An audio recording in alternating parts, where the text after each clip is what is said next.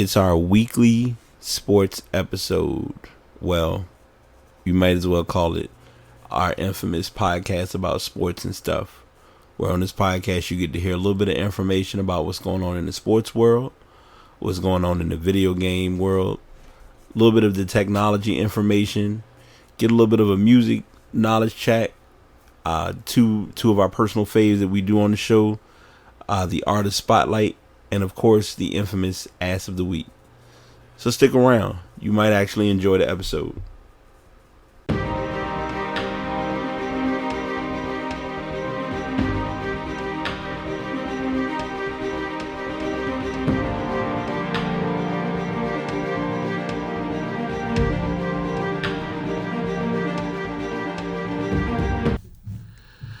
What is going on?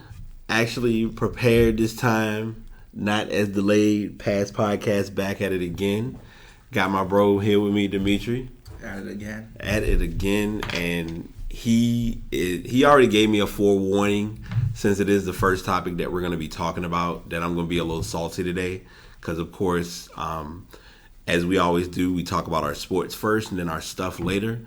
And with no exception, the first topic we're doing, since it is the talk of the sports media that I'm usually doing, because I know most fans are, and I don't want to neglect anyone before I go any further.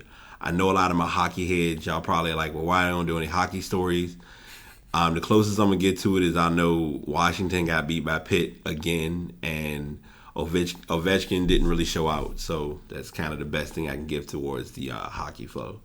But the NBA playoffs are getting down to the, I guess you can call it the nitty gritty. When we were here last time, we stated and confirmed that Golden State was going to beat the Jazz. We weren't sure if it was going to be a sweep or if it would kind of carry a couple of games, but of course, when we left, it was a sweep. The brooms did show up. So, Steph Curry, I mean, their team kind of is just on autopilot right now. I mean, they're mainly, everything's about minutes right now for Durant. They've been playing him, kind of getting him through to just kind of have him ready for. They've also been focused. They've right. been very focused, not like easing up.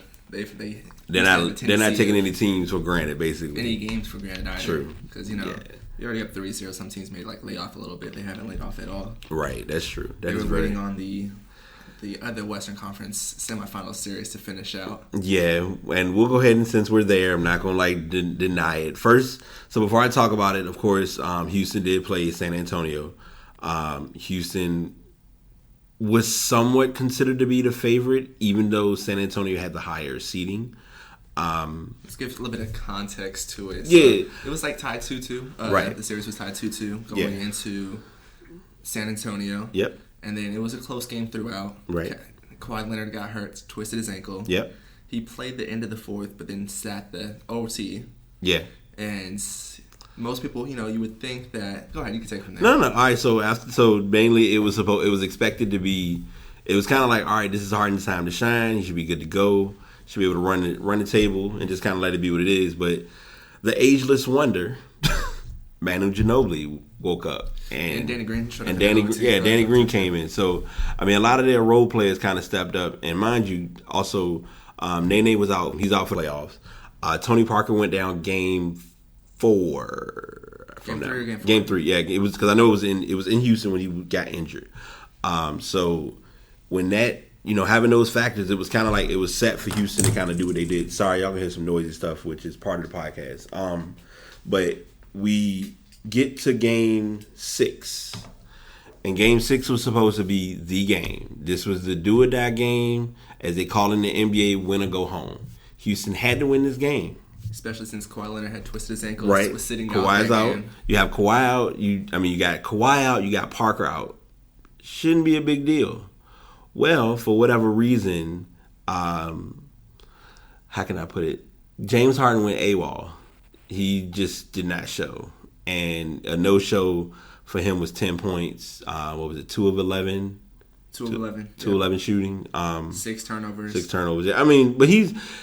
All right, we got to accept this, and I'm accepting this as a Houston fan. He's a turnover master. Like, he improved. He exceeded his turnover record from last season this year. and there were still a couple of games left during the regular season. And he's very, you could say consistent, because 2 years ago when they played against the Warriors in the conference finals, closeout game, Game 6, I believe, as well, he had the exact same shooting line, 2 for 11, had not 6 turnovers, but 12 turnovers, set the NBA playoff record that year. So he doubled. He's had like a kind of a record of doing this, but we thought this year would be different. We thought this. I mean, we should expect it this year to be different, especially with it being, this is the MVP season. He was like the high end candidate. I think if I'm not mistaken, 2 years was when Durant was the MVP. No, last 2 years Curry's won it. Okay, yeah. So that was Harden's been like the runner each year. I got you, because I know he was. I want to say, was it last year? Which year was he? Where he was a unanimous MVP? Last year. Okay. Which that's still a huge shocker to me, but it was expected. I mean, he had a good season, so I'm not taking nothing away from that. But the Rockets, long story short, lost the series to San Antonio. I was a little hurt, but then it was more of an intriguing factor of looking at it from the other breakdowns, because as I was talking with Dimitri about before we started the podcast, the internet always wins, and people don't understand what that means or the magnitude of how much the internet wins until you really look and you break down how things kind of go with scenarios involving the playoffs. And I'll give you a prime example with the Houston Rockets. Matter of fact, I'll give it from a two player perspective. Kevin Durant and James Harden were both supposedly under a quote unquote curse by a rapper who's known as the bass god, Lil B. A couple of years ago, Kevin Durant mentioned that he wasn't a big fan of Lil B. The curse had been placed on him, and it was, long story short, it kind of impeded upon his gameplay, and he ended up not winning a couple of series that were in the playoffs because of that. James Harden, on the other hand, was known for utilizing a move that I guess Lil B patented, but it never was actually patented. And we'll talk about patents later on in the podcast. That's why you heard the fidget devices earlier. But mainly, they just talked. It was mainly just addressed that the curse was still being held because Lil B is known for doing the dance, and James Harden continued to do it. So because of that, Lil B placed a curse on him, which impacted his playoff runs. I'm not sure if it was I know in 2014 it wasn't the case. 2015 it was definitely the case because they lost to Golden State. Last season, I don't remember specifically if it might have been either first round or second round. They got knocked out. And then, of course, this year they lost. I run and most of you all know I run a sports group, and I didn't share this picture with Dimitri, but it was a sad yet funny picture. It was talking about Harden in playoffs, and it showed him with a beard. Then they somehow took a Photoshop of him without the beard, and they said soften Harden, talking about that he just was soft and didn't really show up or show out during the playoffs.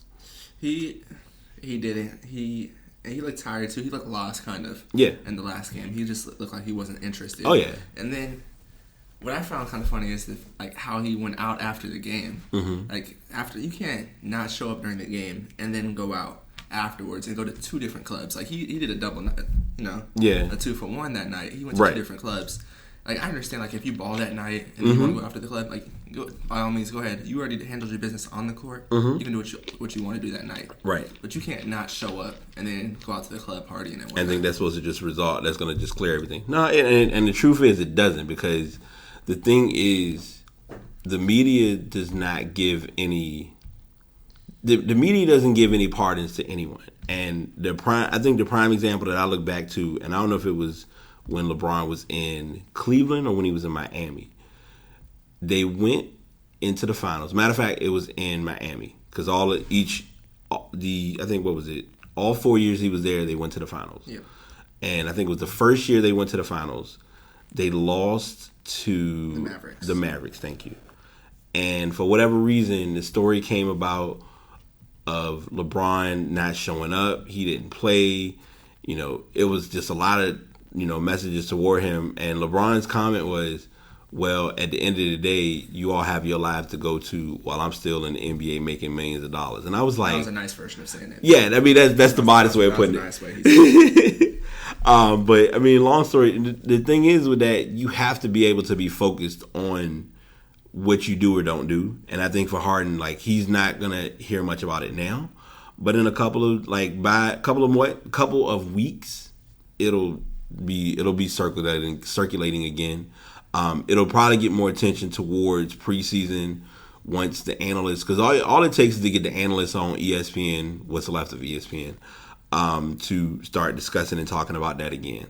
I think he's going to be hearing it because he just didn't show up, and this is like he hasn't showed up in any playoff series, to be like any playoff series really, right? Any playoff series that actually matter, because the first round, let's be real.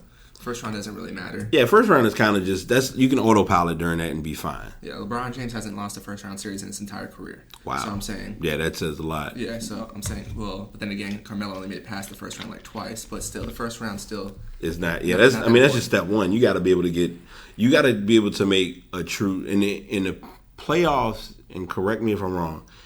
It's making a run, but also getting that run to carry, as I call it, 16 wins. You got to get all six. You got to get 16 wins in the finals. I mean, in the playoffs. If you don't get 16, like, okay. Some places it's still nice to just make it to the conference finals, like say in the East. Right now, let's be real. Nobody else is expected to make it to the finals except for the Cavaliers. Right. So True. Some teams, like when you're on the come up, that's okay. Yeah. But if you've been there and you've been like hitting the wall, like you need to finally break through. Yeah. And Harden hasn't done it as of yet. Yeah, he has. Yeah, because if I'm thinking of it correctly, his playoff exposure got exposed 2011 when he played against the Heat. Yes. But he was young at that time, so everybody gave him a pass. Yeah, and it was like, okay, he was still kind of coming off the bench. He really was kind of trying to get a feel for the game, and he got to Houston, and it's like, all right. This is when he got to Houston, it was made clear, even with Dwight Howard, that this is your team. Yeah. Obviously, because Dwight Howard's not there, and we really didn't. He was kind of a no-show for Atlanta, but we digress. But Harden, this was his time to show up, and this was his time to show out, and he didn't. He'll only be able to change how people view him next playoff. So we'll have to wait another year for him to be able to change that narrative. And also pass the second round. someone else who was probably going to be in the same shoes. I was talking to you about this prior. Yeah. John Wall. Yes. How he could have been in the same situation if he wouldn't have shown up in Game 6 and they would have lost to the Celtics. Because they just played their Game 6. Yeah, Game 6 was yesterday. Actually caught that. I was at because I worked, went out, and we were at a bar, and coincidentally the game was on. There were people who were at the event, at the place, just who happened to come in and watch the game. And you kind of just sitting there, you talking a little bit, and it was kind of like a shot for shot phase. Like one of the closest games. Yeah. So, coincidence, petty but truth to this story. Boston came to Game 6 wearing all black. I did see that. I did see that. What I found funny too is what they called after the game when Isaiah Thomas, like in his interview, he said, he's like, I always wear black. Here we go. I came here first. I didn't know everybody else was wearing black. Yeah, like that wasn't planned out as a team. But I mean, that's team unity. So I've got no problem with that. I'm gonna reenact some of the final plays of that game because I literally can see it in my head playing. Bradley Beal went to the basket, scored a basket off the backboard, no problem. Mm-hmm. Boston gets the ball back. I think they hit a mid-range. Yeah, Isaiah Thomas hits a mid-range shot. Isaiah hits a mid-range. Wall came back, hit a jumper. And the play that stands out for me because it was so unexpected was Al Horford. He shot it. It was Boston's ball. Horford got the ball and he shot a jumper off the side. And it was like, okay, it's a mid-range jumper. He threw up that garbage. But he literally got enough of the backboard where it went in, and everybody was like, where I was at, it was like, and it was unexpected. But they were up by 2 with like 10 seconds left. Yep. And John Wall pretty much went back to his vintage days before Kentucky. Like he went to almost the high school status of, okay, this is my time. I'm going to show up. I'm going to shine. and he got the ball, created enough space with Avery Bradley on it. Yeah, Bradley's one of the top, underrated top defender in the NBA, and he was able to pull up and hit a three, and they had the lead, and Boston got the ball for the last play, missed a shot. But I mean, even with Boston missing that shot, it led to two things. Well, three things. It led to a good matchup between both teams. Mm-hmm. It led to a game 7, and it's consistently leading to what I'm worried about is going to happen, which is Boston's going to win the series. You feel like Washington might get it in 7? I don't know. It's the home team's won every game since the start of the regular season with this series. Yeah. I don't know. That was a really close game. I think it's going to be a close game, game 7. I hope so. I hope to see another good game. Yeah. John Wall came out. He has like that dog in him, and he's... Yeah, I mean, for them, because I don't know if you... And Bradley Beal showed up finally, too. 59. I mean, you had 59 points between a backcourt. That's not normal. Of course, like we said, Cleveland's just kind of waiting to see who wins that matchup. So they're kind of just hanging out. It's funny, they're working this hard to get smacked up by Cleveland in the conference finals. Yeah, that's the tough part about it. Now, all right, so we're going to go ahead and do early projections because next week will be... The Western Conference Finals. Western Conference will start, and you'll probably get the Eastern Conference should probably be like midweek. Should probably be starting by then.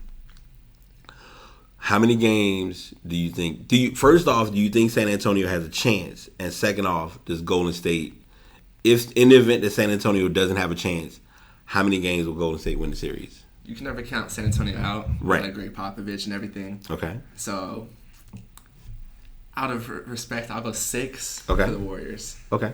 What do you think? It's gonna be and Golden State running most of it. I'll give it 5. 5. Yeah, I'm only giving it 5 because if Kawhi Leonard's not healthy, they could end up getting swept. Yeah, that because I mean it's nothing against. I mean you got Parker down, Ginobili. We may see one good run out of Ginobili, but I kind of almost think this is the last run that Ginobili got. A great defensive team, and they have wings who can switch all up top. And they've worked on the things that they weren't good on during the regular season, which was rebounding. Yes. And they turn over the ball a lot, too, because they get so casual with the ball. Yeah. During the postseason, they're like number 2 in turnovers, and they're number 1 in rebounding. Right. So they've picked it up. Oh, yeah. Who do you see winning Game 7 on the east side with Boston and Washington? I'm going to take I'm literally just I'm taking the house. I'm taking Boston. Unless, I mean, it's going to come down to what John Wall we see. If we see John Wall... Also Bradley Beal. I think Bradley Beal has a lot to do with it, too. Because if John Wall drops 30, he still needs... He needs to at least give you 20. Yeah, he got to give you... You have to get that 40 minimum out of their backcourt. Because no offense to Washington... They don't really have there's really nobody else that's like another option. Like, let's get Marquise Morris. Well, he did nice last game. He had like 16 and 10. So he showed up that game, but he hasn't really showed up on the road. Yeah, so. And then on Boston's side, I mean, you got Isaiah. Isaiah's going to do what he can do. Yeah, Isaiah's going to do his part. Wild card. This is going to really surprise you because I'm going to name this as the wild card for Boston. Jay Crowder. He could be. So, also, I can see... Because I'm not going Olynyk too. Yeah, he could have a good game too. And we'll talk about Olynyk in another story. Who do you think would give the Cavaliers a tougher matchup? Yeah. Believe it or not, I would say Washington. I would say that too. That's why I hope they win Game 7. Yeah, I really think because I don't know what it is. I really don't see. I don't see anyone on. See this? Okay, all right. So I guess I need to just say it because I'm looking at it in a true perspective. We're going to just go ahead, and this is nothing against the stars and the players who are on Cleveland. Take Kyrie Irving out, take Kevin Love out. LeBron James. On Boston, I would say Jay Crowder would be the closest thing that can guard him on a consistent run. Yeah, they probably have him guard him as well as probably Jaylen Brown off the bench. Okay. And then... with Washington, probably like Marquise Morris, Otto Porter, right? Because I mean, Oubre would get worked by him because he's too slim. Oubre, I still feel like Oubre should not have left. Like Oubre is one of those I wish he didn't leave early, but I understood he left because it was the opportunity. But since he's gotten to the NBA, I don't even think he's averaged 5 points a game. Possibly. He's getting paid though. Oh yeah, he's getting his money because he's not in the D League, so I mean, he's doing something. He's doing something now. Decent. Before we continue, I'm gonna give you a fun fact because a lot of people didn't know this until I addressed it. Did you know that the D League is no longer the D League? What is it called now? The G League for Gatorade. If you have a chance, you know that for the D League, because if you for minor leagues for baseball, they barely get paid. Right. For the single A and whatnot, double A, they barely get paid. For the D League, they actually get paid pretty good money. They get paid it's not a lot compared to NBA players, but they get paid at least a minimum of $75,000. And I mean that's still good money. Yeah, if you're trying to establish your career, that's not bad at all. I would go. And if you already signed an NBA contract and you're getting that on top of it too, then yeah, so you get that 10 because most of them they'll have scouts come to their games, check them out, kind of see if they're a prospect. Like, hey, this might be somebody good to pick up.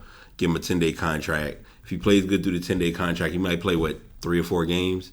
All right, cool. We'll give you another 10-day contract. If the second 10-day contract works out in the NBA, then usually that's how a lot of players get locked into pro contracts.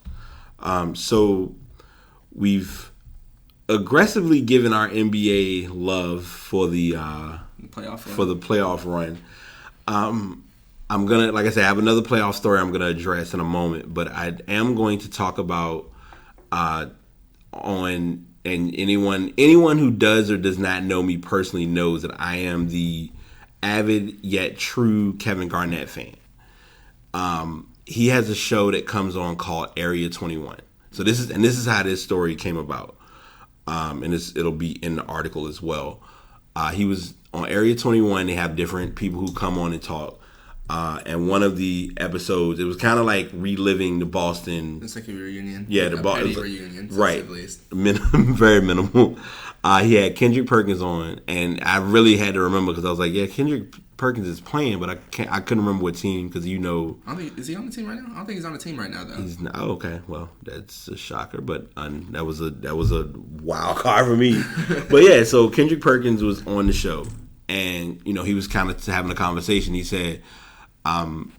Westbrook was going for the record for the most triple doubles during the regular season. Yeah, and while when he achieved it, Durant kind of said congratulations, or was like giving him props for it.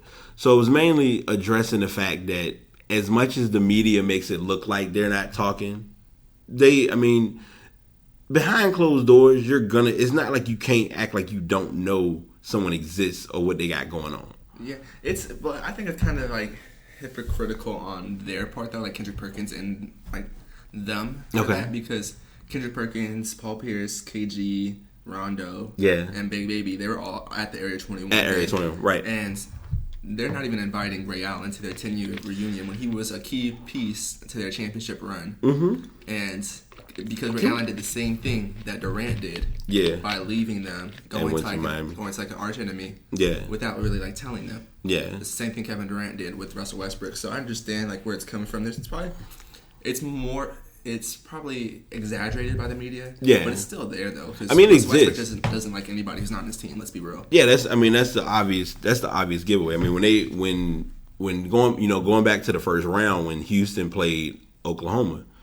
It was nothing he got nothing. Him and Harden have respect for each other. Nothing but love for each other. But when it comes to the game, I'm not going. You're an enemy to me as far as I'm concerned. Yeah. So that's how he carries it. Going back to what you said about the Ray Allen situation, it was and again, Big Three. I was there. That was I know you an LA guy. So I'm sorry there for that first championship. Yeah. So I'm guilty as charged. I was rooting hardcore because I was waiting. I was patient for Garnett getting his first and only ring. But at that time, I can remember everything when it was you had Garnett, Pierce, and Ray Allen all holding up their jerseys, and it was this is the Big Three. Granted, it wasn't the first time it had been done, but it was it was more monumental at that time. It was who was the first time it was been done? You had it back in. You a Lakers fan? No, I'm saying that was created through trades or something free agency wise, never done it because most teams you kind of built it on its own. If you go back to LA 80s, it's built through time. Yeah, LA 80s. You had you had Magic, Kareem, and Worthy. Yeah, but they picked the Magic through the draft. Right. They picked Kareem a few years earlier for the free agency. The Bulls. You had Pippen, was Jordan. The draft, though. Yeah, Pippen, Jordan, and then who was that first one was like Grant. Yeah, you had Horace Grant. So I mean, you had threes that were going. Orlando. This was like the first one that was like put together like all like in 1 year. Yeah, something like that. Yeah. So this was the start of like the super teams. Yeah, this is when they were trying to build it. And I mean, it was built in a good circumstance because Pierce was in his prime. Garnett was. They all three were pretty much in. They were all hitting their prime, and especially with Ray Allen coming from Seattle, because in Seattle it was like he had the tools and he had the pieces to win. Yeah, but they weren't able to get over the hump because I mean Seattle just didn't have much people with them. Yeah, didn't have much going on. So as far now returning back to him not joining the team, he's got to like that's one of those he got to eat that he got to live with that one because that was just. Not thought out very properly. Which one? With Ray Allen leaving? With Ray Allen leaving is one thing, but now that the 10-year reunion is there, it's like put your differences aside and like this is a monumental moment. Like you're not playing in the NBA no more. Like nobody's like at one point he was, and I still don't understand. I mean I understand why, but I don't understand why. But at one point he was a talk of, hey, he's someone who's looking at as being a free agent available in the market. And he kind of was like, no, I'm not going to, I'm fine, I'm good, I'm, stay retired. I think we talked about it either last week or the week before about Garnett. They were talking to him about coming out of retirement, which I was like, no. I don't think he would. Yeah, I don't see that happening either. But Ray Allen made his impact in the game and to the league. But as far as the 10-year thing, I think it's just a coincidence that he didn't really get his hands into wanting to acknowledge it, which I think is strange. Well, he didn't get invited to it. Was there a reason why? Yeah. Well, they're all salty about what his departure. Okay. About what had happened. Sorry, y'all. Y'all know I'm a little behind. My bad. Him and Rondo already have beef about something else that's off the court. Okay. That's why Rondo didn't really talk about it like during the Area 21 is because he knows that his is personal kind of. Okay. So he let it to the other guys because the other guys is mostly about basketball. Yeah. Because he's not gonna bring personal stuff out there, especially on TV. Especially not on TNT because if they get a hold of it. Yeah, again, the internet will go. Yeah, it's not really out there what they have beef about, but they do have beef. Okay, all right, got you. My bad. I skipped. I was not listening. I had an old moment. So speaking of an old moment, history finds a way to repeat itself when it comes to our athletes in the NBA, such as our good old friend Draymond Green from Golden State. So. Normally, I would be the dominant one and talk about a topic, but I'm going to let you have this one strictly because you're an LA fan and y'all play Golden State 4 times a year. So I'm going to let you go for this, and if I need to tag in or if you need me to tag in, I will. You'll probably tag in because I believe that we have different point of views on this, actually. Okay. From the way that I had heard you kind of talk about it before. All right. For people that don't know, he had called Kelly Olynyk a dirty player. Right. He's just very dirty player. He doesn't respect players like that. Yeah. And then most people think, like, once Draymond Green says that, you think back, Draymond Green did a couple things that were questionable last playoffs when he had a couple things going to a couple people, as you can say, private areas. Yeah. Yeah. And some people will be like, well, aren't you a dirty player as well, too? So isn't that the pot calling the kettle black? Yes. So I believe they're dirty players in different ways. Okay. He's more of a Draymond Green is dirty in a sense. You could say he's dirty in a sense, yeah. Okay. I would say so because he says like he's never kicked somebody like with his foot. Kicking's with your foot. Mm-hmm. He said he hit him with his shin, and it's just like it was just like something that kind of happened. It wasn't something intentionally. Okay. Because when I think of Kelly Olynyk is when he like dislocated Kevin Love's arm. No, I thought that was blatantly dirty. In my opinion, I thought that was blatantly obvious too. No arguments. So I don't really. I'm not really a Cavs fan per se. Right. But you're a fan of the game. I'm still like that's dirty. Like you don't pull somebody's arm out their socket. Yeah. So I felt like that was dirty, and then. But I don't know. All right. So which part am I gonna disagree on so I can see? I'll say this. Draymond Green. I just think he works hard. He's undersized, so then sometimes it comes off that he is a dirty player. Yeah, and what people don't think about with basketball, and me personally playing basketball, I need to get back to the court, and that's another story. But playing basketball like I have, and watching the game as I know it, the game doesn't have a speed. I'm sorry, let me rewind. The game doesn't have an option of slowing down, where okay, let's slow down this particular moment and have it be played out in a different manner. I want to say it was this season. Westbrook was going for a jump shot against someone. Was it Green? It might have been. It might have been Dream. It was someone who somehow he got hit in the face, and Westbrook was hurt. And he fell to the floor and was on the floor like this. You know what? I'm sorry, Pachulia. That's who it was. Pachulia was standing over him. Yes. Pachulia was the person who hit him too. No, yes. I think he tried to grab the ball from him. He ended up hitting his face. Right. He fell on the floor and then he stood over him. Is that what you're talking about? So it's moments like those that it happens so fast. You would look at it and say, okay, Westbrook flopped. Why was it such a big deal? But then, unless you personally I think the toughest thing is, and this is where the media gets it wrong. Unintentionally, but they get it wrong, is Stephen A. Smith, Skip Bayless, I'll even say Shannon Sharp because he played football. Football was a heavy hitting sport too, but in basketball literally it's a millisecond of something happening, and it's boom, it happens. Green, going for Steven Adams in the groin. It was.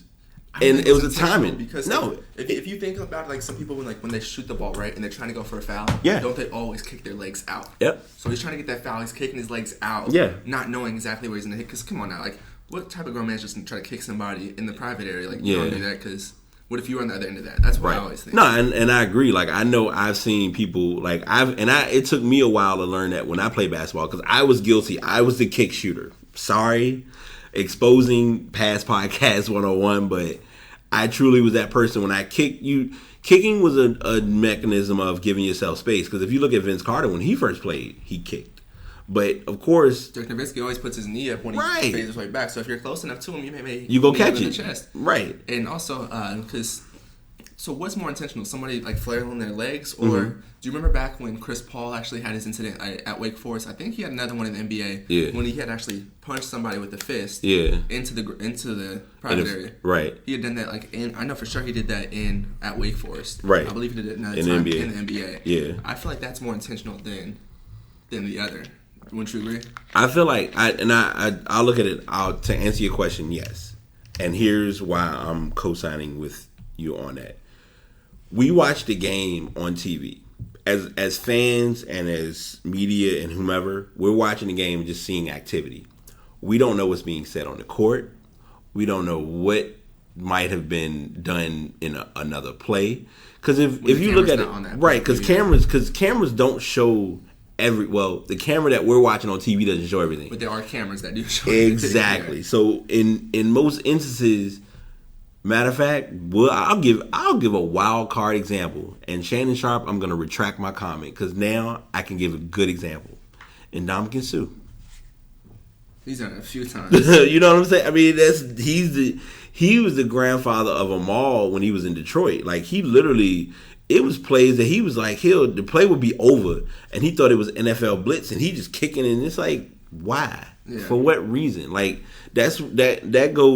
adds to what you're saying about intent. There are some plays that you can't control because it's just a matter of emotion. Because if a player they're shooting a ball, if they shoot and you're in their space, if your hands flail up and you are in that position, you will get hit. You can't control that. You can't stop it. It ain't like you will say, all right, well, he tried to hit me with the intent of trying to hurt or harm me.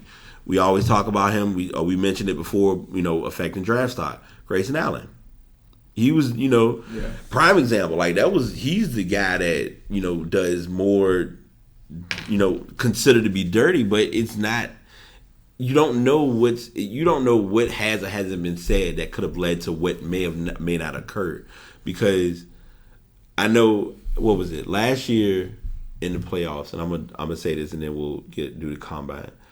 Last year, Draymond did a similar instance with LeBron, where they kind of got into a physical. LeBron definitely instigated that. Oh yeah, and it was smart on his true. behalf. It was. I mean, it was kind of like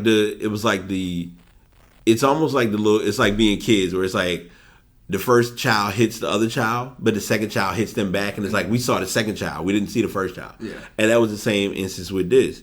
Just like, and we're reliving it, but it's still a factual thought. That last foul that Curry got was just confirmation of just how the playoffs have been played out in that series. But that's it again. That could be looked at as not being an intent or non-intent, but it was like how physical the gameplay is. Like basketball is a very, like people say basketball is not as much of a contact sport. Once it's the playoffs, though, they let it play, and you sometimes the play can be a little out of control, but it's just part of the game. Now before I do my draft combine story, and I don't know if you've been watching these or not. I may add this in as a series. I'll see if any of y'all listening check this out and want to give any input. You're welcome to. I've mentioned to you there's a series that comes on that Bleacher Report does called Game of Zones. Mm-hmm. Yes. I cannot tell you how funny and random Game of Zones is. Last week, I think it was, who was it? Charles Oakley was locked up in medieval times, and Carmelo Anthony was there with him. He was like, all right, we're going to help get you out. And it's like, all right, we're going to get you out or whatever. I need to get the key. Joakim Noah's across the moat standing there with the set of keys, and he was supposed to be throwing them to him. And Joakim Noah cannot shoot to save his soul.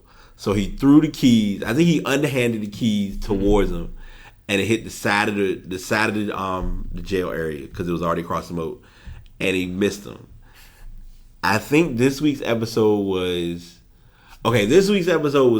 so petty because of how factual it was.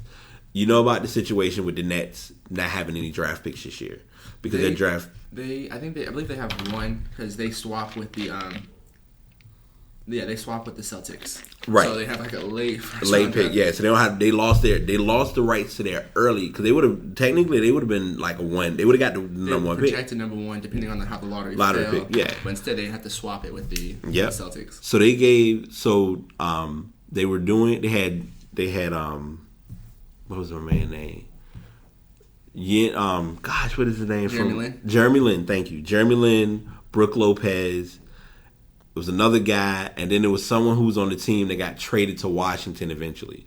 And they came in, the coach came in and talked to him and was saying, hey, we're going to trade you off. We're going to send you to the town of Washington.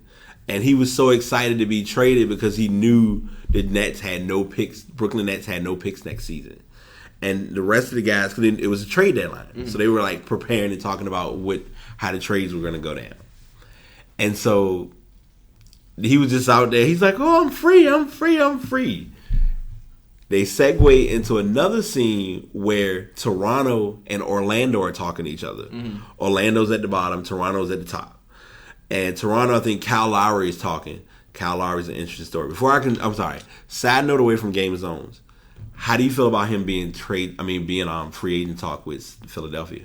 I actually like that on behalf of Philadelphia. Yeah. I feel like he's doing DeRozan a disservice, though. DeRozan came back I thought he came back for him. I thought they were going to sign together. Yeah. But I feel like that, the 76ers, they're starting to look pretty smart with their process. Yeah. If they get Kyle Lowry, and they possibly could have 2 top 5 picks. Yeah. They would be looking on the... Who would be, and I'm going to go back to Game of Zones in a second, but who would be 2 good players that they could get in the draft that are available? So if they were to have 2 top 5 picks, one of them would have to be in the top 3. Yeah. One of them probably would be in the top 3 because probably they would move up in the top 3 and the Lakers pick would fall down. Right. I'd probably say Malik Monk would probably be one of the best fits for them because they need a shooter. Yeah. And then another one, if so, maybe... Because it's gonna be based on who get picked at what point. Yeah, it would depend on who gets picked at what point and what pick they have. Okay. I would probably say maybe another small forward like maybe a Jason Tatum or something like that. Okay. Or a Jonathan Isaac. Okay. Yeah, I like Jonathan Isaac. I think he's got a promise of being. I think Malik Monk would have to be the first pick because he's the best shooter in the draft. He's one of the top shooters you can get in this year's draft. But yeah, so returning. So the Game of Zone story, they had Kyle Lowry talking to Orlando, and they were talking about Serge Ibaka, trading Serge Ibaka from Orlando to Toronto, and what were they going to give? Mm-hmm. And at first, Toronto was like, well, we'll give Drake. Which I was like, here we go. They make the Drake references so petty and so blatant. Then they said, well, we'll give you Terrence Ross. And they said, what does he do? And they broke down, like, he was like, I'm a good scorer, kind of. Like, he was, like, lacking confidence. And they said, yeah, I kind of have a 3-point. Well, I'm a good dunker. And that was, I mean, that's pretty much what he's known for. And then I think they were talking about Ibaka's beneficial because he's, known to be a good defender. He can defend anyone except LeBron. And they were like, all right, we're going to pull off the trade. And I'm going to, like I said, we'll start looking at those because they come out each Thursday. Okay. And they just break down like the whole season. Because I think one of them they talked about, they were referring to the Pacers and how the Pacers were very excited to be in the playoffs. They were trying to figure out which seed they were going to be because they wanted to make sure they fought for the right seed to be able to play the right team in the playoffs. But yeah, I'm sorry, that was super tangent. But I just thought about that, and I was like, I've turned into like a low key, like I used to watch the original show Game of Thrones, so doing a reenactment referring to it as Game of Zones is just kind of cool. All right, so we kind of both. I'm not gonna say we missed the mark, but it was a story and it's existing, so we'll do this as our last sports piece. Because we both wanted to make sure we did the breakdown of the draft combine. What we kind of got, if anything was to be addressed, as most of you all know, in the NBA draft combine, a lot of your big names do not participate, or if they're there, they do minimal work. I know they said Markelle Fultz was there, but he didn't really do a lot of the workouts. I think all he did was Q&A, just questions and answers with scouts, and with the GMs and all that. Okay. Same thing with Durant Fox. He did the same thing. He didn't play or anything like that. Okay. He did that same thing. So to make sure they don't lose lower their stock in case they get injured or something like that. There's nothing else to gain from it. Some players, all they did was like the agility and strength drills. Okay. And not play 5-5. Yeah. And not shoot. Some players just shot. Okay. Some players did like everything. They needed to increase their. Yeah. I liked from what I saw like on the 5-5s and whatnot. Mm-hmm. I liked what Raleigh Alkins did from Arizona. All right. I thought he played well. Frank Mason from Kansas. They're pretty good. I thought he played well as well, too. I always love hearing about him, especially being a local guy. Mm-hmm. Go ahead, sorry. Jordan Bell. Okay. I thought he played well, too, from Oregon. Yeah, I've heard Jordan Bell got a lot of talk from the articles I've read related to the matchups. Another person from Kentucky, Hamidou Diallo. Yeah. He didn't play in any of the games or anything like that. Okay. Not that I saw. Right. Maybe he did on the second day. I didn't see the second day. I saw the first. Yeah. But his agility and his vertical. Yeah. They were actually pretty nice. He had the highest max vertical, 44.5 inches. So the vertical story I'm going because I did read something briefly that mentioned about his vertical. So supposedly, they have for the vertical. All right. I'm going to put all of my viewers into the vertical mindset with the NBA draft because I know most people who are NFL fans, I don't think it's really NFL. It's a vertical they do. Or it could be, and I might be wrong. I don't know. But for the vertical part, they have a little types. Right. This one, I think, is kind of they have it where you've got like they had a stick. They got all the little clips up there, and you got to try to get to the highest one. Well, he got to the max clip on there. They were trying to find like items to raise it so that it would be able to sit like on a stand to really test how high he was able to jump. They weren't able to find anything? They were able to get some. I think it's on Twitter. I'm going to I have the link for it and you may find if you find it it's like it was creative. I understood where they were coming from with doing that. All right. They were talking about how he's some places they're saying that he may be a top pick. Some places they're saying he's second, not. Yeah. So I don't know what he's going to do to decide that. Some places they said, I saw an article that said that he would be a lottery pick next year. So right. I'm saying why not just play one season? Why not just wait it out? Yeah. Be a lottery pick next year because if you think about it with the NBA draft, it's one thing to get drafted. You could say like you could not get drafted and still make it into the NBA. Yeah. Right. But the higher you get drafted, the more they pay you. Yeah. And the more they pay you, the more they're invested in you. Yes. So in which case, the more they'll take time for you, the more they'll try to make it so you do actually work for them. Yeah. That you actually work. So. And in layman's, so cut and to put that in a simpler aspect, if you're a lower pick, there's a 95% chance you can go to the G League. of the D-League. To put that even in more perspective, 16 out of the top 30 picks last year, so the whole 16 out of the first round played in the D-League last year. Played at least a game in the D-League last year. Not surprised. Speaking of D-League and speaking of Combine, because I was like, yeah, this draft Combine week, I'm going to look up some stories and look up articles and research and talk about it and see what's going on. And they did an interview and they talked to Kevin Durant. Mm-hmm. Yeah. And Durant made his approach about the draft Combine. And long story short, he doesn't like it.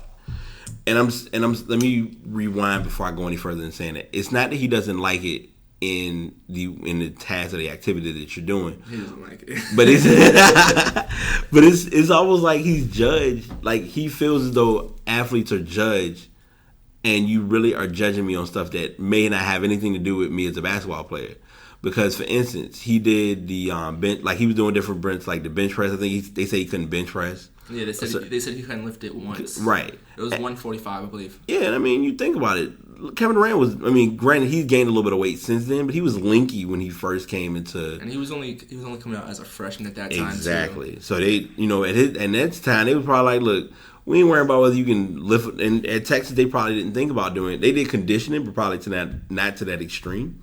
And they basically broke it down and saying his perspective was, I can lift that basketball. Yeah, he said, give me the ball. Like, let's get out here and play. I'll put up, I'll show who I can dominate. And what made him more mad about that, like that whole thing, was that fact that when he was trying to push up the bar and he wasn't able to do it, there were like scouts around him and went out there and laughed at him. Yeah. So that's what made him even more pissed off about it. Right. And he was obviously the best player who came out that draft. And he brought up a very good point, too, that no one really knows about. And I wanted to, we were talking about this because I never got the name of the person that that this applied to, because they don't have it on NBA's site. There was one of the players who was at the Combine who did the best at like all of their activities, like the agility, the strength, weights, et cetera, didn't even go in the draft, didn't even play in the NBA. There was one person, I know, they had said it the other day, the person who actually had benched the most that day, he had benched it like 25 times. Right. He's playing in China right now. Wow. That's all. And that puts it all in perspective. I mean, breaking down measurements of players, just like with the NFL. I mean, you can break down measurements like in the NBA is the agility, the different tests like your wingspan, et cetera, et cetera. NFL is a 40-yard dash. Just like the 40-yard dash. Like, yeah. When are you ever going to be running down the field and doing like a 40-yard dash? Exactly. Like, you're gonna have pads on. There's gonna be people in front of you. So there's a lot more to it than that. So that's what he's trying to say. Like, there's always context and there's always things going on around you. Right. Just because you have a nice vertical doesn't mean you're gonna go in between people and grab a rebound. Yeah, because I mean Diallo. I feel like Diallo needs. I don't know what it is. And it's not even a knock against the one and done rule, let alone the, how do I want to say it, leaving high school to go pro, because it's kind of almost what he's doing. Well, he kind of, yeah. Yeah, I mean he's playing. I mean he's doing it because he basically took spring classes to be able to be at Kentucky, but he wasn't gonna. He kind of already knew going into he wasn't gonna play, but he still is in good consideration because he doesn't have an agent. So my question is, do you feel as though he's going to come back to Kentucky? I think so, unless his stock rises, unless he gets unless he's told that he's gonna be before like the 25th pick. Okay. I think he's gonna be coming back. He's gonna be going back. Okay. Because I think they should take away the rule entirely for the one and done. Yeah. Because it doesn't really do anything, especially since they're allowing people now to go to the draft combine and like see where they're at. See what they want to do, yeah. See where they're at. Like, then why not just let high schoolers do the same thing too? Like, if they're invited, because if you're not even invited, then obviously go to college. Like, don't do the dumb thing. So that makes me think of because I know it's coming soon where they're going to do a new collective bargaining agreement. Do they need to address that? Because that might be something that could be relevant to making that impact. Because I don't think they would do that. You don't think they'll change it? If anything, I think they would maybe add a year or something like that. Yeah, because it has been stated that the NBA is not as I want to say saturated, but it doesn't have as much quality to it as it's had at one time. I've heard that numerous times about the the NBA, which I think is a coincidence. I would disagree with that. No, that's a topic for another. No. I feel like that's a no. Trust me, I'm not. It's not me saying. I personally feel like the NBA's gotten. I mean, we will make that I feel like that can be a good segue topic because we might have minimal basketball information coming up the next few weeks because I think we have the it won't be next week. The lottery is the lottery is gonna be that Sunday, so it's gonna be the week after. We'll have that. We'll do that lottery. We'll break that down because we're gonna see if you come in excited or upset. If I come in at all, right? And that's fine. But yeah, I want that will be a good topic. I definitely will notate that. Normally, I have my pen out and ready to go, but yeah, I'll bring that up because that's going to be interesting. Like any of you all know, I do go back and listen to podcasts, so trust me, if it's addressed now, I'm going to be remembering it. So this then goes into a little bit of my, as I always call it, my unique topic of soccer. So before I talk about this story, I mentioned it to Dimitri, and I feel like I'm the fan. I'm a weird fan when it comes to sports because every year, out of my 4 teams, I get someone that does well, and I get someone that does just atrocious. Mm-hmm. My soccer teams, AC Milan, they're kind of in the middle with, and I'm in the Italian league. Carolina, do I even need to explain with Carolina's football team? Kentucky had they had a pretty decent run this year. Mm-hmm. Houston, I've said, with the Rockets, they kind of came close, but really wasn't their best performance. And in Premier League, one of my main soccer teams, Chelsea, they did win the Premier League on yesterday. So they were able to beat West Bromwich 1-0. It was in a the goal was scored, I think, in the 87th minute by Batsuwashi. If I mispronounce his name, hold it to my head and my heart. But yeah, that matchup was played, and I decided to address that story because we do have the Champions League, which is coming up in a couple of weeks. Or actually, a couple of weeks. Juventus and Monaco played, and Atletico Madrid and Real Madrid played. I am really, I'm not going to say appalled, I'm shocked because I was expecting Real Madrid to beat Atletico Madrid strictly because Real Madrid, as most people know, has Cristiano Ronaldo.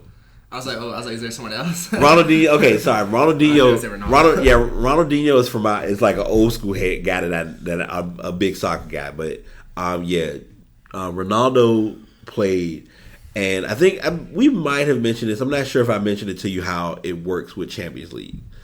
So in Champions League, they play 2 legs. They'll play against matter of fact, we'll put it in basketball terms. Let's say the Lakers play the Clippers. They'll play them in 2 games. Now, realistically, in most total points. Yeah, and so you'll basically play, even though they play at the same venue, the Lakers would be the home team first, and then the Clippers would be the home team the next game, and whoever has the most points out of those 2 games combined, that's who wins that matchup. Okay. So in this case, Juventus played Monaco and Juventus played Monaco, and they won their series 4-1. Monaco only scored 1 goal, and that was in the second game. And in the Atletico Madrid and Atletico Madrid and Real Madrid. Real Madrid won 4-2. Yeah. So now that has set the stage for a pretty good matchup between Juventus and Atletico Madrid. Juventus is a favorite. They should pretty much have the Serie A series wrapped up. They play against. They're one of the teams that AC Milan plays against.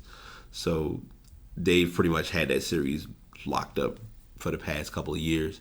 And Atletico Madrid, I always know about them because one of the guys who plays for them used to play for Chelsea Fernando Torres. Okay. He's under the radar, but he's been there. That was kind of like his, I guess you can call it his coming out time. He got there, and it was kind of like it just worked out as a coincidence. So yeah, I just threw that in as my soccer fixture for the week. All right, I'm gonna let you have this topic because I'm not a Lakers fan, and I don't like. No, I'm kidding. I rock with Miami, but not to that heavy point at the time. You're talking about the cover. The cover athlete was the cover athlete announcement. Yes, sorry. Okay, with the 2K. Yeah, I think it's great that they're having them on there. They've done that a lot recently now. Yeah, where they're having like retired players on it. If I'm not mistaken, 2K17 was Kobe. Yeah, they had Kobe on it. Yeah, so I guess it's only right that you have Shaq on it. I guess the year afterwards. Yeah, and if I'm picturing this correctly, it actually works out in Shaq's favor for two reasons. One, this was from the start of the season, he was he was inducted into the Hall of Fame. Mm-hmm. So by him going into the Hall of Fame and then being able to get a statue this year too. And if you look at and help me if I'm wrong, you're correct. The 2K18 the Legend Edition the Legend Edition Gold is mimicking the statue, right? It's exactly the statue. Maybe. Okay. Yeah, it's exactly the statue. That was thought out. That was a smart move by 2K. 2K Sports. Okay, so this is the gamer side of me, and I'm sorry, I'm gonna be brutally real. Gamers who play 2K complain about it day in and day out. And when I say gamers, I'm talking about those who put like thousands of dollars into like buying virtual coins, things of that sort. They fuss and flail about the game, and I understand. Are you talking about extremists, pretty much? Right, exactly. I play it. Yeah, I mean, we play it, and I'm right there with you. I play it, but we're not at that point where like, hey, let me go out here and buy 75,000 VC and build up my player. But guys who play it, to the extent of being into it, they're looking at these, and it's so coincidental that he has on those specific shoes that mimic him in that dunk pose. Like that's, like I said, 2K always does what they do pretty well. I don't, from what I've heard. From what I can tell so far, I don't think NBA Live has a cover or is doing a game this year. If they are, it's going to be very quiet. 2K18, they have the Legend Edition Gold, which is him when he played for LA. And the Legend Edition is when he played in Miami. Those are the two locations he won championships. Kind of confused. I'm hoping that the original cover ends up being him in Orlando, but I doubt it. That would be nice. Right. I mean, that would be the smarter way to do it. I mean, it's nothing to take away from the Boston, the Suns, Cavs, Cleveland. Yeah. Who else? Was there any other teams? No, I think that was it. Okay.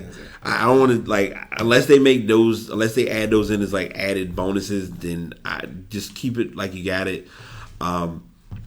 Getting the Legend covers will benefit because if they pre-order, you'll be able to get access to limited uniforms, merchandise, apparel. You'll get some virtual coins, and it will be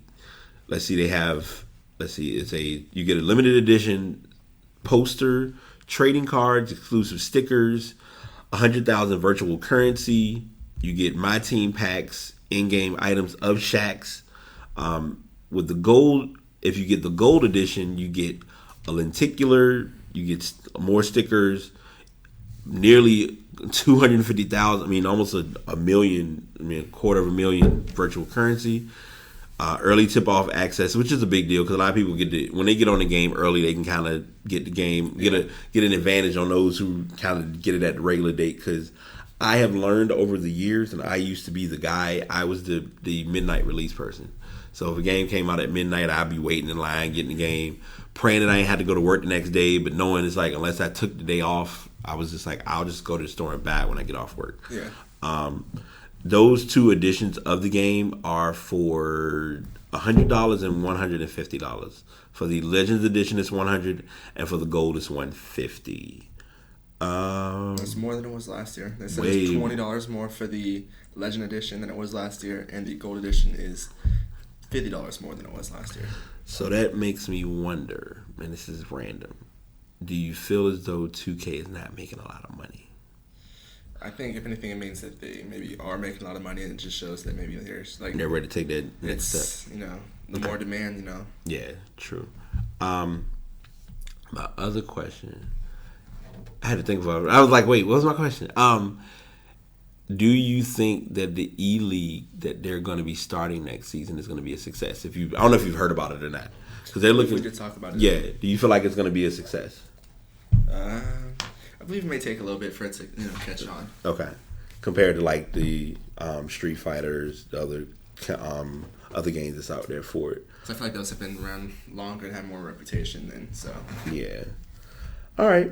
Well, I'm gonna own my copy of 2K18. I already know. I'm not buying a Legends or a Gold. I can tell you that now because I don't play that. I play like every couple of weeks. Mm-hmm. Like I'm not really, because most people, it's like, oh, it's 2K. I'm gonna get online. I'm like, not really. I got a little stuff to do and I got adulting to take care of. But for those who don't like adulting and remember their true childhood days, a la me, guilty, because I was a diehard NBA Jam fan. They have a company known as, let me make sure I get the correct name. They are, I saw it in here. It's like Saber or something. I don't want to mess with it. Yeah, I believe it's Saber Interactive. Saber Interactive, thank you. Because I was like, wait, I did research. I was ready.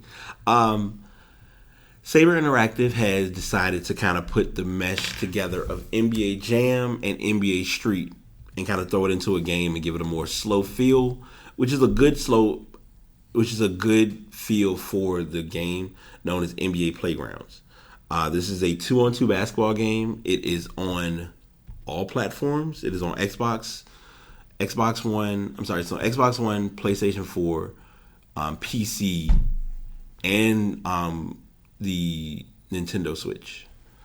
They're also thinking about changing it to maybe because it's gonna be like 2 versus 2, but you'd be playing like kind of like with the AI. Yes. But they're thinking about changing it to like a 4-on-4 kind of, so then you can have someone controlling each person. Yes, they are.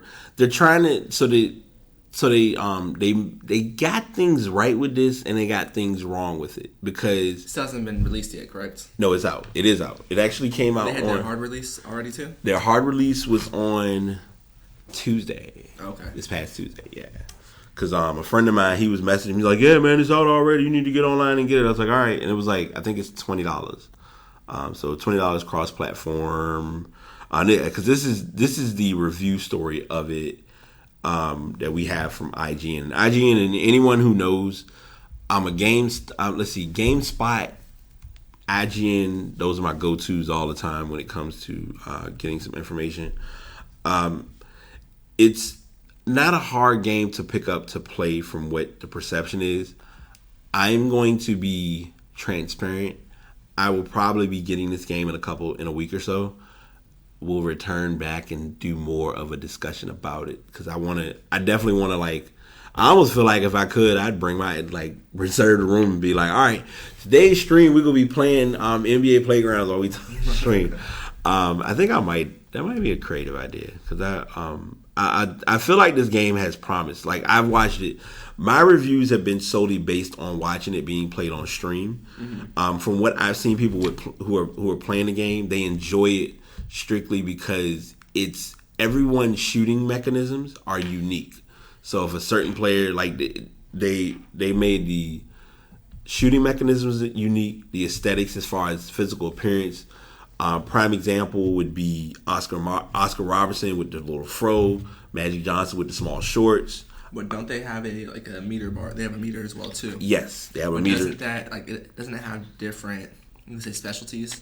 I saw in the article where one of them gives you a 12-point bucket. Yeah, you can get certain buckets. Some of them are so strange because I'm looking at I've seen those. So what happen is your meter, you'll build a meter. Once the meter gets to the max, it's a randomizer that'll come up and it'll give you different options as to what the randomizer is going to show. One of them is a 12-point shot. Now, what I've seen with people playing it who get the 12-point shot is that they don't know what to do when they get it. So I haven't seen anybody actually achieve it yet. Whether it's achievable or not, like I said, I'm gonna play this game and I'm gonna come back and give like a very unbiased view. No, I would be mad if it was like a tie game. The other person got a 12-point shot and I lost the game. It's a 12-point shot. But now here's a factor that you might not know about this game. The games are quick. So basically, I think it's a 5-minute game, 1 quarter. So a 12-point shot's gonna win the game pretty much. Yeah, it depends. You can. I mean, it's solely on the basis of defense. Like I mentioned earlier, their online gameplay is being modified accordingly because initially it was like online existed, but online isn't as flawless as they expected to be. Mm-hmm. You really can't play online against your friends as of yet. You just kind of go online and you're given someone to play against, and you just kind of play them, and that's it. So yeah, I'm gonna, like I said, I will probably be buying this game. If it's not on next podcast, it's gonna be in a few weeks. I'll be fair. By June's draft, I'll have this story about the NBA Playgrounds, and I'll give my point of view about it. Okay. Because I don't want like I said, my views and my breakdown of it has been strictly on what I've watched streamers who play it on Twitch, how they like the game. So few more. I got quite a bit of stuff today. I ain't gonna lie. This one is anyone who knows me, you all hear me talk about the my love and my passion for Street Fighter. I like watching it. I can't play it worth a lick. I'm the professional button masher. Now you have PS4. You do or do not have Street Fighter 4? I do not. I'm the same way as you. I can't. Button back in the day, my brother would tear me up. Right. So it's a coincidence, and I always talk about this. I think it may have been addressed the last time I talked about this when I went to MagFest, and at MagFest they have like Street Fighter. They have different games set up. And a friend of mine, we were talking about this, and this is how real it is. Anytime you're playing against someone, and you're like, okay, I got a controller and I'm going to play, and you see them with a bag on their back and they're about to get a controller, like a joystick, just walk away. I'll get next. Yeah, right. I'll get next. I don't want to play. Like, you too good. I don't want, no. If you're not playing, I'll get next. Right. Whoever wants to jump on next. Yeah, because the guys who play Street Fighter to this extreme usually are either sponsored by companies who make joysticks, or they buy joysticks. Oh, if you're sponsored by someone, I'll walk out. Yeah, exactly. Like if they come, like it's one guy. I think he was in Group C. Yes, Group C. Xion. He got knocked out early. He actually got knocked out in losers prelim, but he is sponsored by Razer, and Razer has their own joystick. And he literally comes to every event with a black jacket with the green logo. Nope, I'm not playing you. And he's from Japan, so they over there. This is Street Fighter originated from there. They're mainly serious about that. Right? Yeah, so I mean, for us, and there's nothing to take away from Americans. Americans can play it, but for them, it's like that. It's their heart and soul. So the pool Group D was played last night. I'm upset because I didn't get to watch it. But from what I've looked at, or from what I'm reading over with the bracket, a lot of the bigger names did not make it, or did not do they did good, but it didn't really pan out to their advantage in the long haul. Now, some individuals who lost aren't really out of it as of yet because they're still able to play based on the playoff bracket, which I'm going to break down in a moment. Luffy was, you had Luffy, Ryan Hart, Chris Tatarian, Zhao Hai, and that's it. I was ready to add. I don't know why I wanted to add more people to it. But basically, you'll lose. You'll play your first match.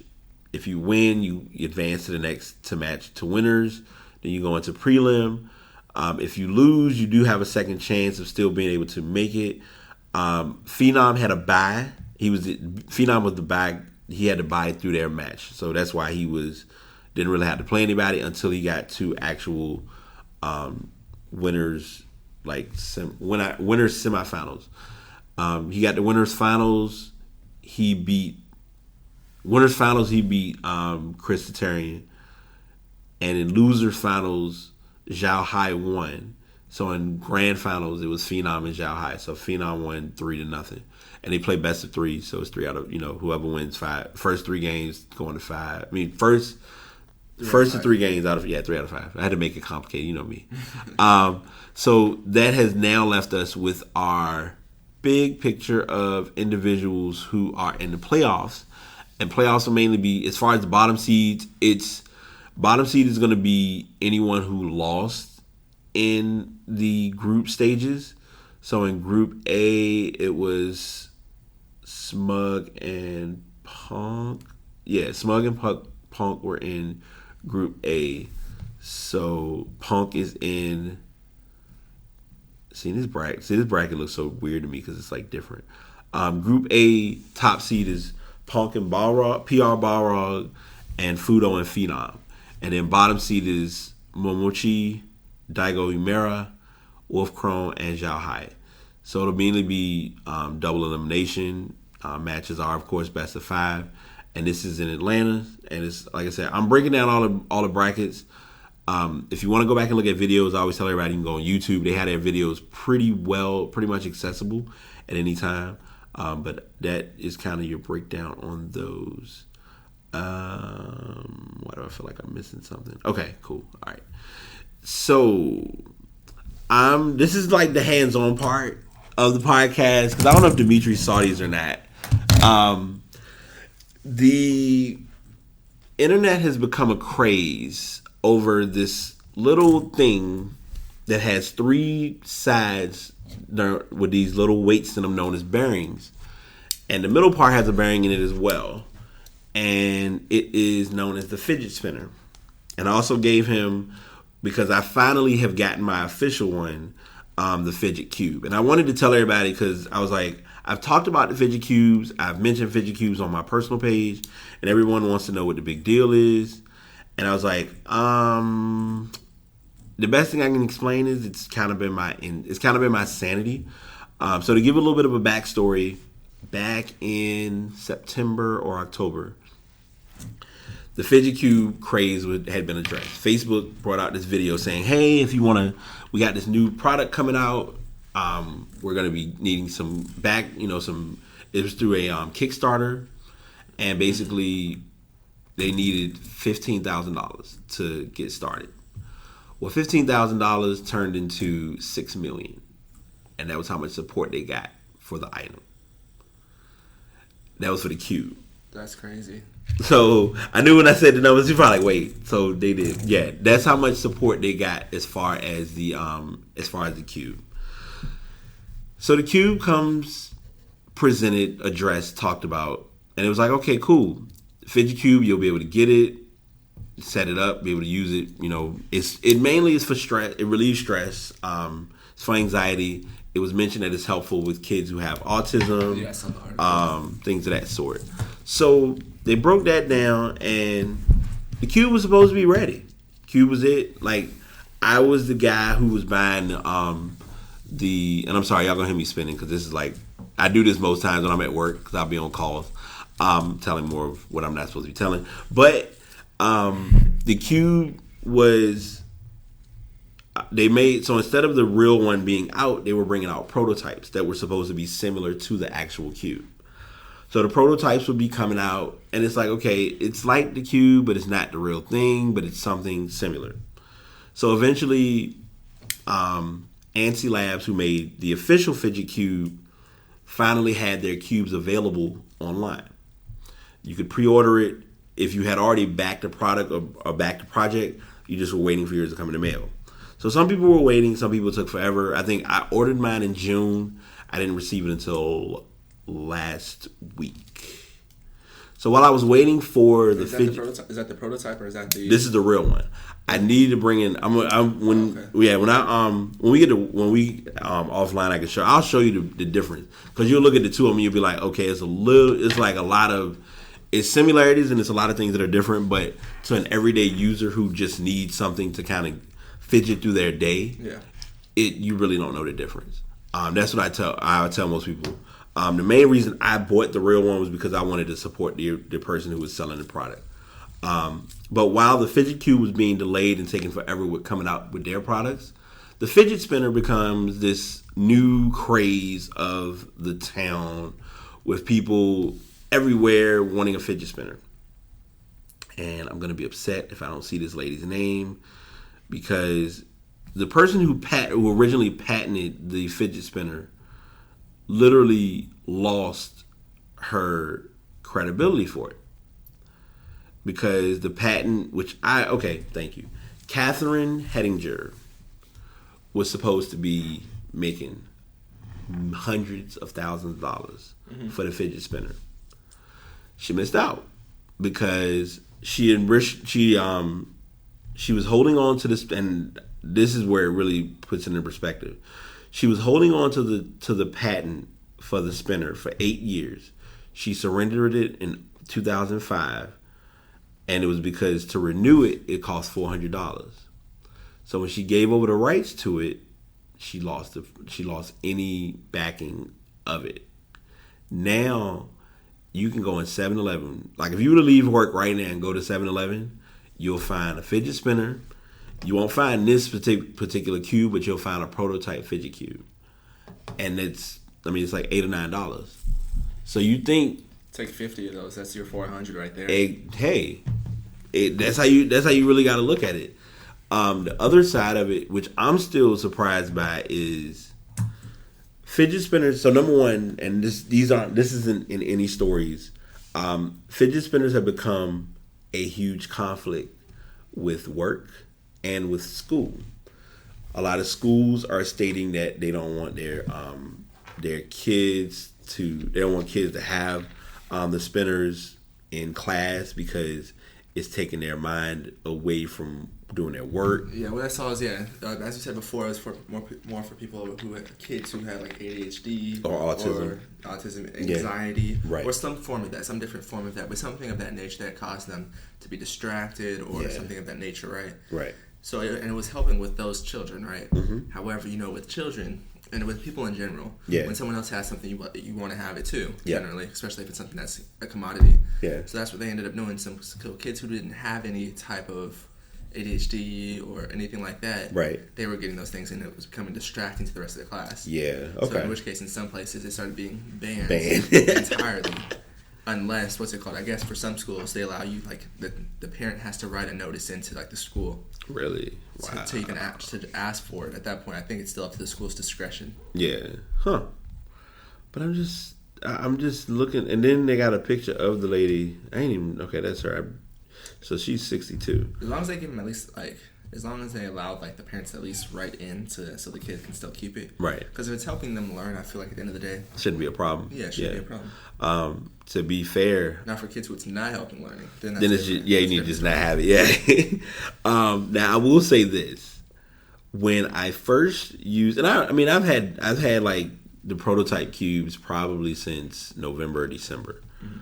When I do work, in the work I'm doing now, I would see me in between calls or while I'm on a call, just doing like this, because basically, so with the cube is mainly for, like, if you're a person who, like, I click a pen a lot. Most people know I'm always usually having something where I'm fidgeting. Mm-hmm. So they got the cube, they have it's like similar to the joystick. This side is mainly for, like, just to kind of kill time.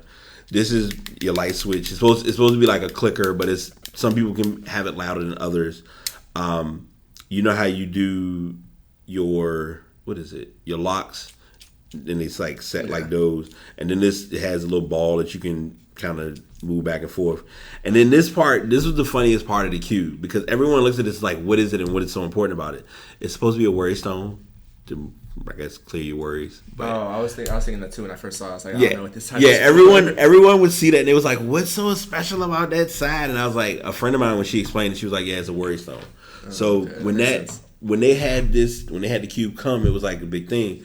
And with the spinners, it's mainly been just people would just sit and mostly have them spinning on, either they have it spinning on their hand or they have it spinning on their desk.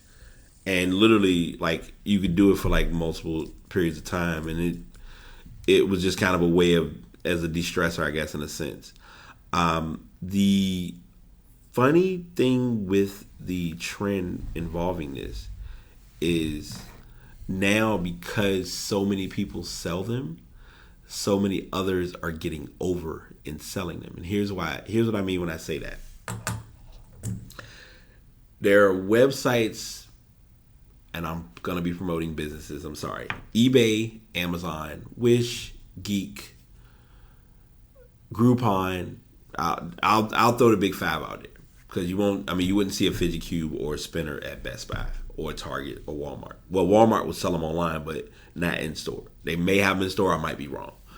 But these stores, and I think I mentioned it earlier, 7-Eleven.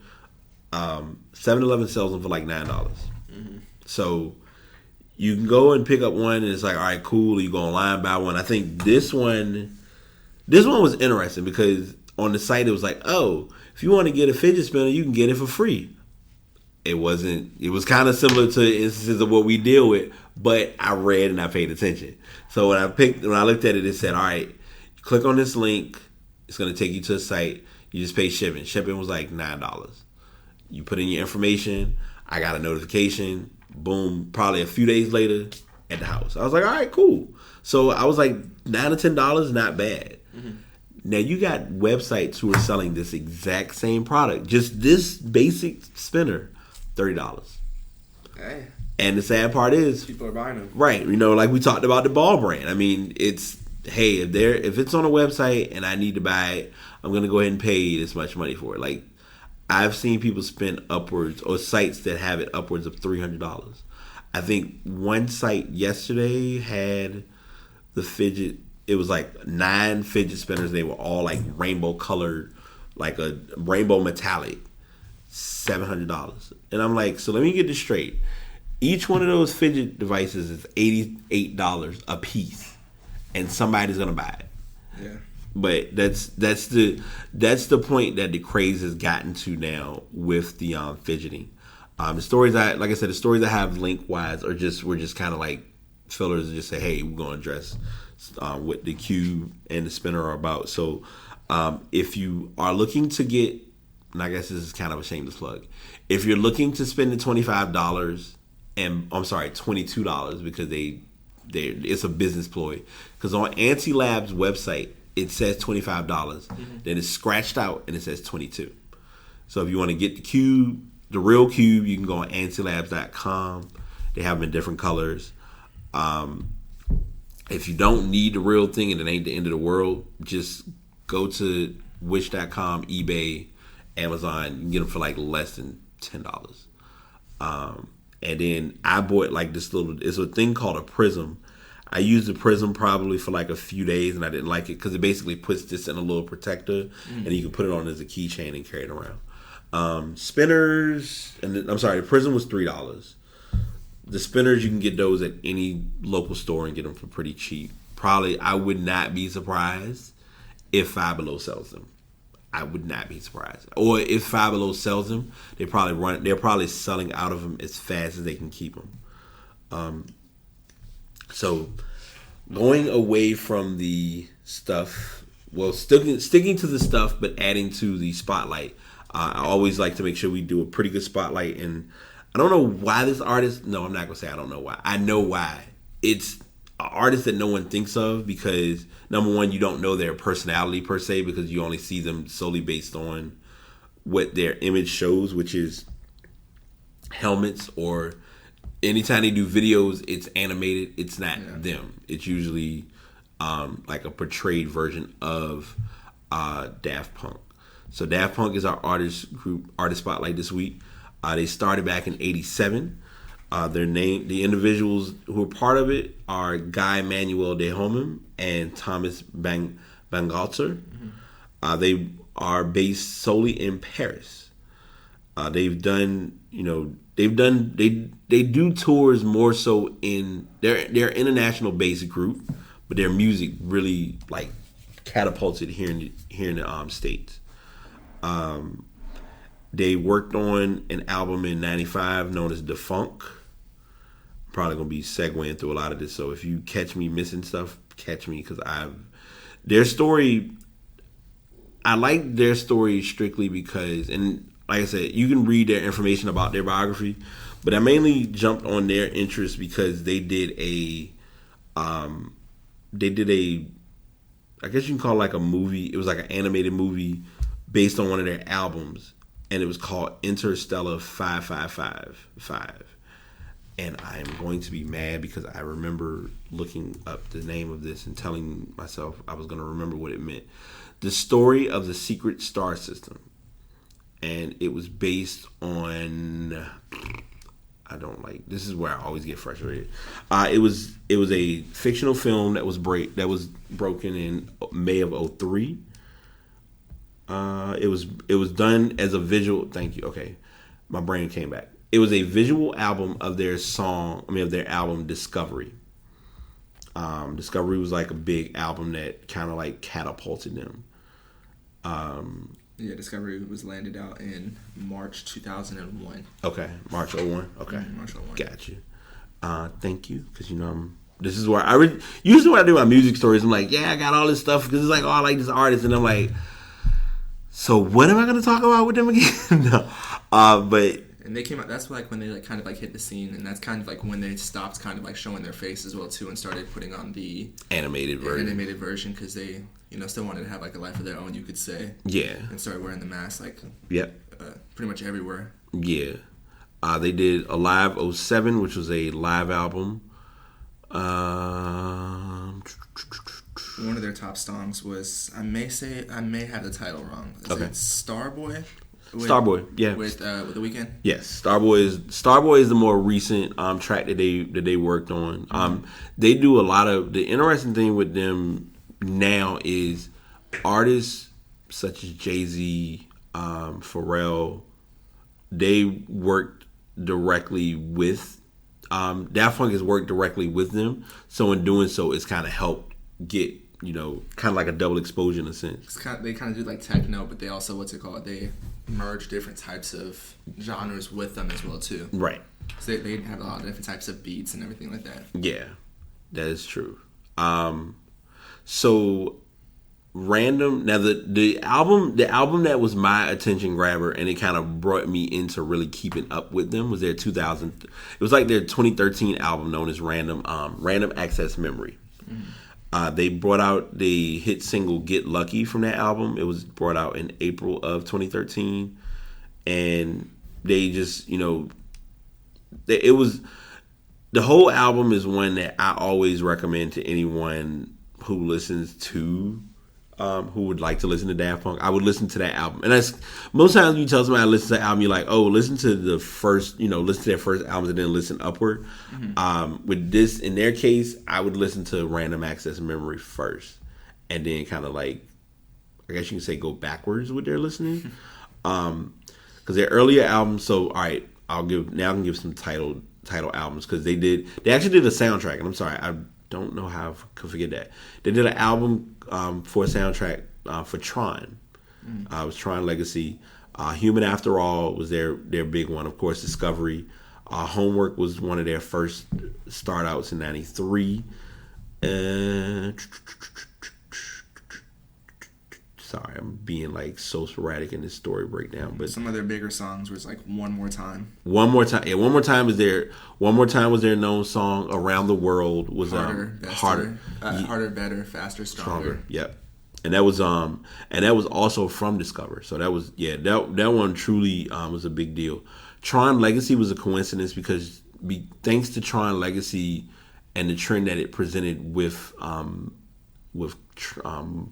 motorcycles and stuff like that, Grand Theft Auto kind of utilized that theme in one of their in like a update that they brought out. I think I'm missing. It was a video or movie that they did, and I'm probably gonna miss it. Sorry. Usually this normally would be one of those ones I'm like, oh yeah, I got the stories for these. This is no problem. But a fun fact while you're looking that up for Daft Punk is during one of their like in 1997, like when they had like when they were doing a show. When they were doing the show, they just told fans, to get in for the show, just bring toys. This was on December 8th. They said just bring toys. Okay. And they exchanged their toy for a ticket In which case, they what they did with the toys, they took them to like an organization. Yeah. And they gave their toys. They gave the toys that they got from that show, and they gave that to a group. Like they just donated the toys to a group.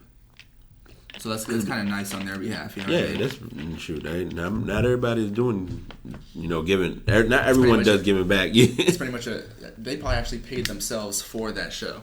Right, because they weren't. It wasn't like it was more so for them like as a hospital generous act of kindness. Yeah. So the other movie that came out in 2006, and I was mad because I wanted to look at both of these and really be able to give some feedback to get everyone a better understanding, was Daft Punk's Electroma. It came out in 2006. But yeah, I like their style of music. Like you mentioned earlier, they were more known for being a technologic type group. They were. I'm gonna say this because I'm very direct in approaching it. I don't like to be redundant in what I state with music, but in this one, I definitely would say it. They were the definition of like reinventing the wheel and kind of like coming up with their own way of being able to stand out in the music industry. But yeah, let's see, Random Access did earn a Grammy for Best Dance Electronica Album of the Year. I'm sorry, Best Dance and Electronica Album of the Year, Best Engineered Album, Non-Classical, and Get Lucky received a Grammy for Best Pop Duo Group Performance and Record of the Year. And I'm gonna be, I'm gonna apologize to Dimitri because I was doing a different site for my source for music knowledge, but I was like, I'm looking at it myself and I'm like, this doesn't explain everything as clear as the other sites that we normally do. So I'll make that a mental note for future reference. So I'm gonna do something. This week's podcast is a little different.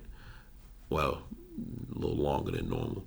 We hit our 1:30 mark, but this one. I'm okay. Before I go into the ending or the closing, this week's podcast was a lot different because number one, I was gonna be salty as a Houston fan.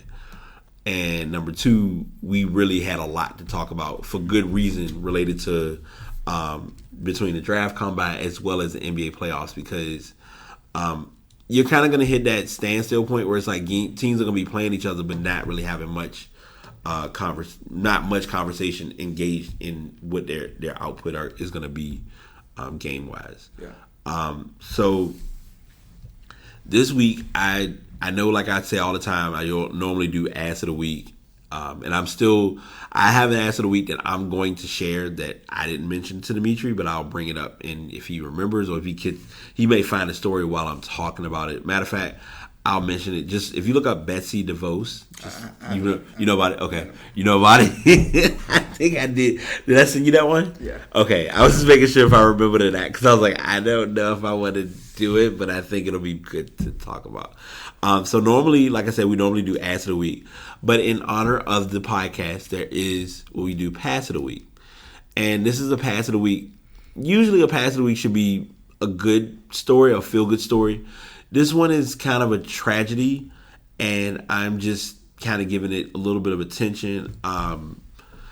Kathy Berman, who is the wife of ESPN broadcaster Chris Berman, she died Tuesday in a car accident in Connecticut. She was 67 years old, and the driver of the car who hit her, Edward Bertulis, he died he died in the accident as well, and he was 87. Mm-hmm. It's a tough story because Chris Berman is such a good guy, and he's been involved with sports analytics for quite some time. So for him to go through what he's gone, for him to experience that, there's just a tragic loss to him. Even with Mr. Bertulis, prayers and positive thoughts to his family as well. I'm sorry, I don't want to take too much with that story, but is there anything you want to add? No, we just want to know. Yeah. This was just acknowledge it. Yeah, this is just acknowledge a Pass of the Week. Mm-hmm. I don't really, because I mean, Chris Berman, has always been a good analyst, and I know he may take. I mean, if I was him, I would take time away from. Yeah, Russell Wilson had like a tweet out to him saying like how Chris Berman always said that she was his rock and whatnot. So yeah, they if I'm not mistaken, they were married for 33 years, so that's a long time. That's a long with time. Somebody, so yeah. Yeah. Onto a lighter note. To a lighter note, and I am just, I don't know how to feel about this story because I'm sorry, let me rephrase that. I know how to feel about this story. I'm just intrigued that media like this is confirmation of why certain moments of being ahead, you'll always be put back with moments that can just amaze you. First and foremost, Betsy Devos was at Bethune-Cookman as a to deliver the commencement address. My first question was, who was Betsy DeVos? And my second question was, if she was going to get that type of reception, why was she chosen to speak at Bethune-Cookman? Now, she is currently the U.S. Education Secretary. Some could say that she barely even made it as that because her confirmation there was extra circumstances around that, and then there was if she wasn't, why did she get that kind of, because she ended up getting booed at the graduation while she was giving her speech, right? So why did she get that? Well, maybe because the comments that she had made a couple weeks earlier when she said that, so it was a historical African American college. Yeah, Bethune-Cookman is that's an HBCU, right? So in which case she said it was a school of choice. Yeah. In which case those type of schools weren't made just by choice. They were made in a certain time because of history, legacy, things of that nature. Yeah, because racism, things of that nature. Yeah. So that's why they were made. So you can't really. That's like kind of like downplaying it in a sense. So then they actually had 2 petitions out there.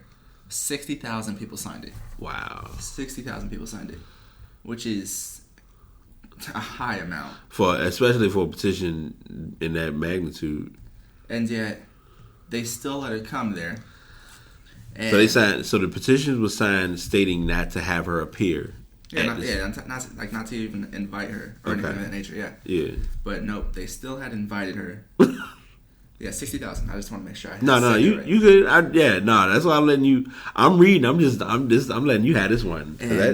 But then I believe it's the dean of the school, or the principal, or however you want to call him. Right?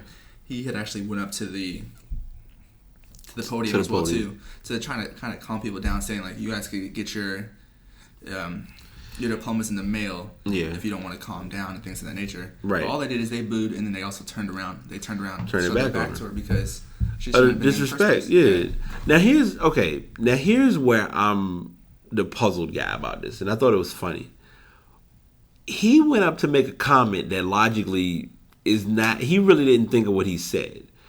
If you're going to tell kids, as far as I know of college, unless I'm wrong, they mostly mail. I thought they mailed. Well, I don't see them giving you an actual diploma at a graduation in college that I know of. Because I know most cases, depending on the status of your schooling, you might not get your diploma then. Anyway, typical schools mail them. But even with putting the mailing portion of it aside, it's like you should have already known. And if you think about it, you factor in how many people were in that crowd who were going to be who had graduated and were going to be participating in it. How many of them actually signed? So if you think all of those people signed that petition to not have her speak, you think they were going to really be that supportive in her being up there? Like this. And then he said, and then one comment that he made was, be careful of who you let inside, or something of that nature. Right, yeah. And it's like, so obviously you weren't being careful of who you let inside, because he's trying to say like many people can help you. In which case, saying that just let them in so they can they can help because they need help or something of that nature. Right. Now now I'm getting to the point. Now it gets to the meat of why this was a big deal, which is understandable. She was nominated by President Trump. Politics, I'm sorry. I know I say I don't do them, but this is probably going to factor into why this was such a pivotal process. President Donald Trump's nomination of DeVos, a Republican fundraiser with no classroom experience. So she wasn't even qualified to begin with. Right. Was so controversial that President Mike Pence had to cast a tie-breaking vote because that story I do recall being addressed. That's why I said in the beginning why maybe she shouldn't have even been that, in the position that she was in the first place. Right, because because it was literally a 50-50 deadlock for it. And instead it ended up being 51-50. And which is like, okay, this is where that 100% goes out the window and we add a percent for those, for who we find it to be beneficial for. Yeah. But yeah, they weren't too fond of her, and they knew who she was. And the thing was, it was about, because of a situation like this, and I'll say this and then I'm gonna close. A situation like this was downplayed because of the fact a situation of this magnitude reached the extent that it did, but it downplayed the importance of what was going on, which was you had kids who were graduating from school, from college, which is an important part of their life. Mm-hmm. And that was downplayed due to, I ain't gonna say downplayed, but it was overshadowed because of you having someone come to speak. Unless the students who graduated said, hey, she would be a good idea, no one wanted her. Only the dean did. So what? So he can get some more funding for the school. But you can get funding there are always ways to get funding. Like 60,000 people to give you a signature. That's almost going back to that $6 million Kickstarter. You don't just fake 60,000 signatures. Yeah. That's actual people who said no, she should not be up there speaking. Mm-hmm. If you all do want the story, because it is going to be in the show notes, it is on Al Jazeera's website. It breaks it down very detailed as to what happened.